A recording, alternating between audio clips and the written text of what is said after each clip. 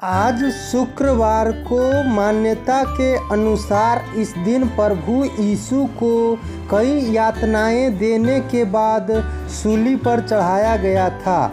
यही कारण है कि ईसाई समुदाय के लोग गुड फ्राइडे के दिन प्रभु यीशु के बलिदान दिवस के रूप में उन्हें याद करते हुए मनाते हैं। हर साल गुड फ्राइडे ईस्टर संडे से पहले आने वाले शुक्रवार को पड़ता है। ज्ञात हो कि इस वर्ष ईस्टर संडे 9 अप्रैल को मनाया जाएगा।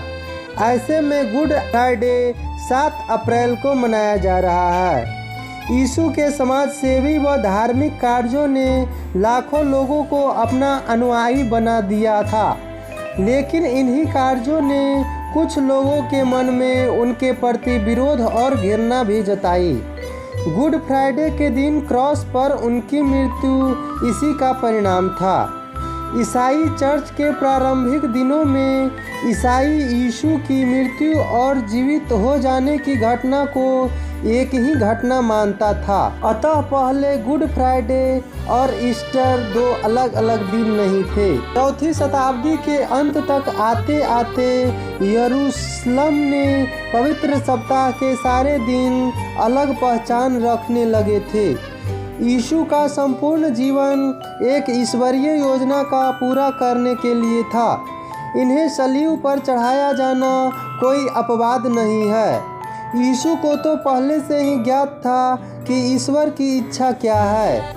ये सब जानने के बाद भी वे अपने दुश्मनों से मिलने चले गए। दुश्मनों के सामने उनका आत्मसमर्पण भी परमपिता की इच्छा के अनुसार ही था। मध्य युग की एक अद्भुत कथा सलीब की लकड़ी को स्वर्ग के बाग से जोड़ता है। ईश्वर के स्वर्ग के बाग में हर वह पेड़ उगाया है जो देखने में सुंदर और खाने के लिए अच्छा था।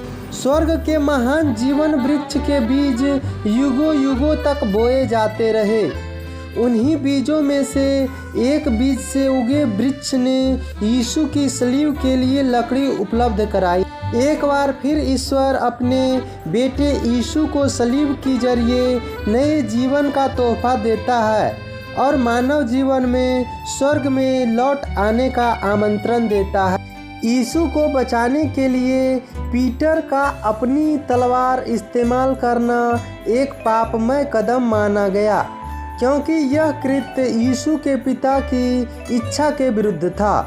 जब पीटर ने यीशु को पीटा और मृत्यु की संभावना पर उनकी मानवीय प्रतिक्रिया व्यक्त की तो यीशु ने उन्हें शैतान कहा। सलीब पर यीशु की मृत्यु किसी साम्राज्य को स्थापित करने या स्वतंत्रता के किसी विश्वव्यापी आंदोलन को शुरू करने के लिए मानव की समझ में आने वाले सामान्य तरीकों से इतनी अलग घटना थी कि यीशु के दैवीय अस्तित्व को स्थापित करने के लिए इसे ही पर्याप्त तर्क माना जा सकता है। यीशु ईश्वर के अकेले ऐसे पुत्र हैं जिन्होंने अपने विरोधियों के हाथों मृत्यु स्वीकार करके मानवता की रक्षा की। यीशु मारने के लिए नहीं, मारे जाने के लिए आए थे। सलीब पर अपने उत्सर्ग के जरिए इन्होंने दुष्टता की सत्ता को खत्म किया जो मानवता की असली दुश्मन है। सलीब के पास खड़ी मदर मेरी ये यीशु को उत्सर्ग से स्वयं को सबसे करीब में जोड़ा है। अभी तक कोई यह तय नहीं कर पाया है कि गुड फ्राइडे नाम कहां से आया। यह सिद्धांत यह है कि गुड फ्राइडे का अपभ्रंश है, अर्थात ईश्वर का फ्राइडे। एक अन्य सिद्धांत कहता है कि गुड ही यही शब्द है जो यीशु की शहादत को पाप पर पुण्य के विजय के रूप में ईश्वर द्वारा मानव को दिए गए एक अच्छे उपहार की तरह मानता है। पाप को कभी पाप से नहीं जीता या जानता है, केवल अच्छाई ही उन्हें जीत सकती है।